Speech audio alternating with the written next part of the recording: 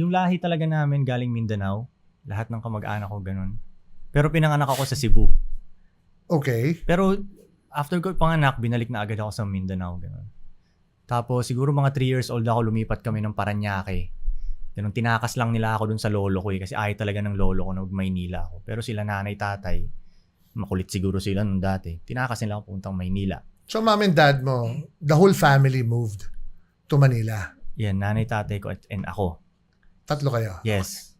So sa Parañaque una, tapos kaso gumulo yung lugar namin dun sa Parañaque. So malapit sa airport yun eh. Basta naging magulo siyang lugar. So lumipat sila nanay sa Bacoor. Kasi dati ang Bacoor medyo promising. Yung lugar yung Sorrento doon na lugar namin. Sorrento. Itong nakatattoo sa noo ko. Yun yung lugar namin doon. Diyan pala galing yung tattoo. Yes. Parang promising talaga siya tignan eh. Parang malapit sa Maynila. Pero mas may puno dito. Mas may mga tutubi. O dito lang tayo. Konti lang naman eh. Parang ganun. Pero tumagal din. Naging magulo din yung lugar namin. Lumubha talaga yung lugar namin. Ganun.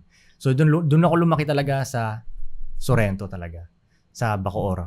Pero pagdating ko ng mga 17 years old, may kamag-anak kami sa States na sabi niya, doon ka sa States tumira, doon ka, may madali magtrabaho doon, ganyan. Sige, try ko doon. Kasi wala akong nakikitang future dito sa Pinas nung panahon na yun ba? Parang ganun. Ayoko rin mag-college.